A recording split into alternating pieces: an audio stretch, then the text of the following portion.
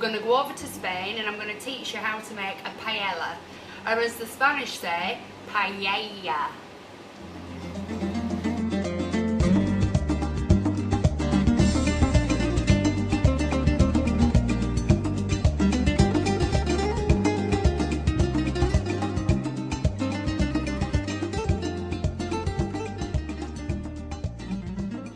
So we're going to slice the chorizo and we're going to leave it chunky. The reason why we use chorizo is because it's one of the Spanish's main dishes. It's what they cure and they have alongside the jamon and all the other ingredients. So into that I'm going to chuck the chorizo and just let that brown off. Garlic, just crushed up. We use a white onion in a paella, not a red, not a spring, white onion. And yes, it does matter with the onion. They do all have slightly different flavours. Roughly chopped, doesn't have to be perfect. Just that.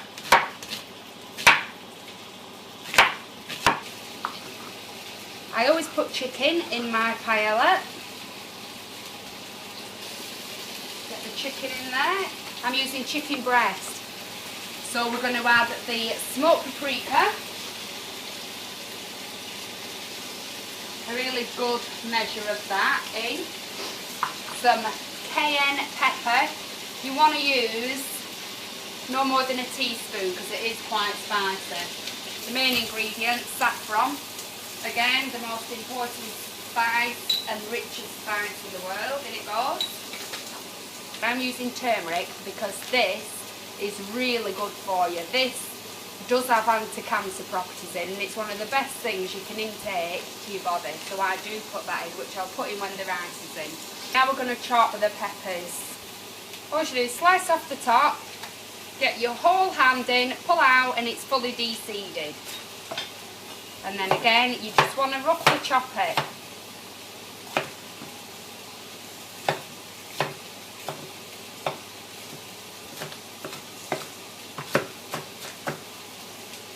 Doesn't have to be neat. We're not doing cordon bleu cooking. We're doing real tasty cooking. Now it's really starting to smell really good in this. If it was smelly vision, you'd know what I'm on about. I use cherry tomatoes in my paella.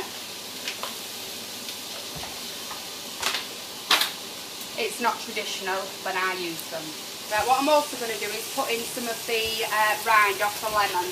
So I'm just going to grate some in. It's an unwaxed lemon. The reason why they say use unwaxed is just because it's waxy. No other reason. You see everything's got some colour. You now scoop all this to the edges. Leave it well in the centre. And now you add your rice.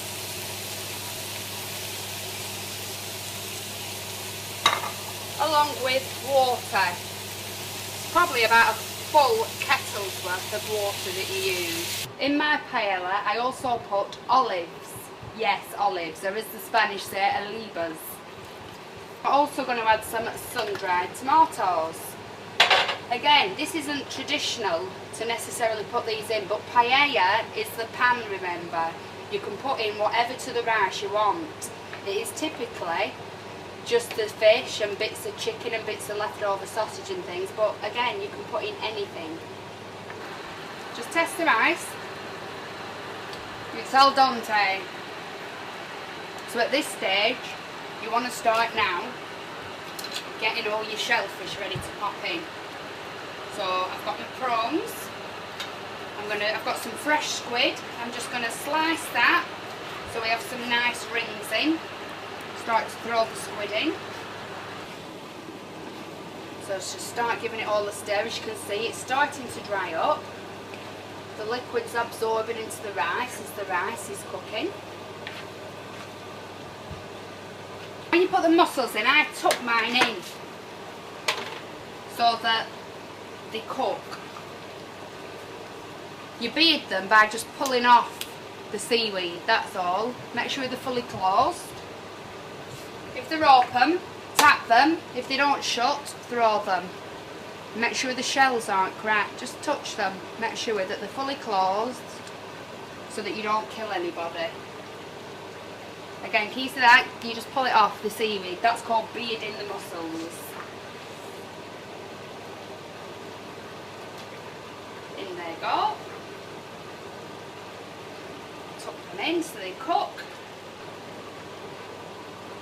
Just give them a turn. Your big Madagascar prawns. Yum yum. Parsley. Just rip. You want the flat leaf, not the curly. You put your herbs in at the end, because if you put them in at the start you lose the flavour of them and you also lose all the nutrients off them. Right, so the proof is in the pudding. Let's see how it is.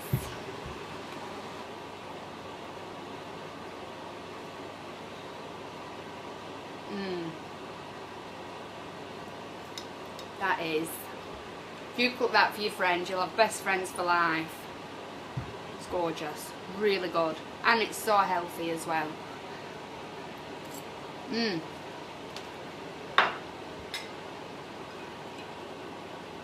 Sangria.